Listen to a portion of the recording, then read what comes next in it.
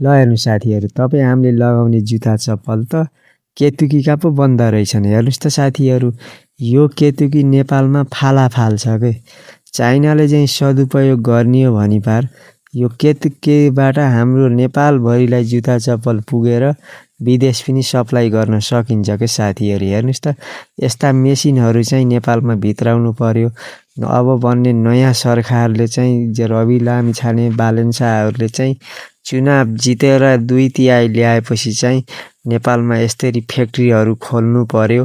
नेपाली वनस्पतिहरूको चाहिँ सदुपयोग चाहिँ गर्नु पर्यो। हेर्नुहोस् त कस्तो मजाले कतिजनाले रोजगार पनि पाइरहेका छन्। खेर गइरहेको केतुकीबाट यस्तो राम्रो जुत्ता चप्पल पनि बनिरहेका छन्। यहाँ आउँदा त हामीले चिनिँदैन, टिलिक्क टल्काएर हामी बजार डुल्ने, उहाँ केतुकीका पो आउँदो रहेछन् साथीहरू। हेर्नुहोस्, तपाईँ यो पुरा भिडियो हेर्नुहोस् अनि अचम्मै पर्नुहुन्छ के केतुकीको पनि यस्तो राम्रो बन्ने रहेछ भनेर। हेर्नुहोस् त, मेसिनहरू हुनु पर्यो के नेपालमा, के छैन र।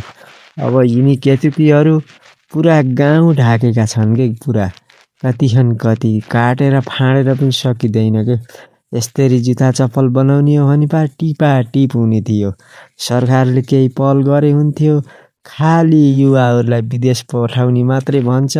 नेपालतिर यस्ता ठुल्ठुला कम्पनीहरू खोलेर फालाफाल काम भएपछि अनि किन विदेश जान्छ मान्छेहरू। नेपालमा केही छैन अनि विदेश जानु त पर्यो नि साथीहरू। भिडियो कस्तो लाग्यो तपाईहरूले लाइक कमेन्ट सेयर गर्न चाहिँ नभुल्नु होला है। यस्ता भिडियो चाहिँ म ल्याइरहन्छु, तपाईँ हेर्दै गर्नु होला है त। हस् त साथीहरू।